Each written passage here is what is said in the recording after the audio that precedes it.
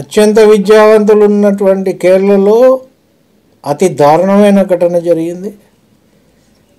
కేరళలో దళిత అథ్లెట్ మైనర్గా ఉన్నప్పుడు దాదాపు 60 మంది ఆమెపై లైంగిక ఆకృత్యాలకు పాల్పడ్డారు. బాధితురాలికి ఇప్పుడు 18 ఏళ్ళు.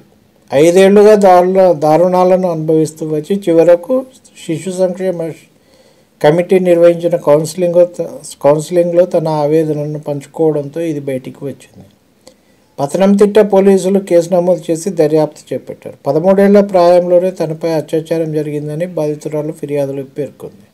పొరుగింట్లో ఉన్న ఓ వ్యక్తి తనను కొండల్లోకి తీసుకెళ్లి స్నేహితులతో కలిసి అత్యాచారానికి ఒడిగట్టాడని తెలిపింది.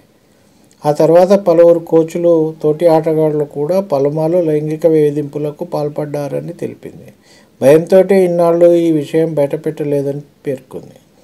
పోలీసులు 62 మంది అనుమానితులను గుర్తించారు. వీరిలో 40 మందిపై పోక్సో, ఎస్సీ, ఎస్టీలపై దురాఘాతాల నిర్మూలన చట్టాల కింద కేసు నమోదు చేశారు. ఇప్పటి వరకు ఒక మైనర్ బాలుడు సహా 15 మంది నిందితులను అరెస్ట్ చేశారు.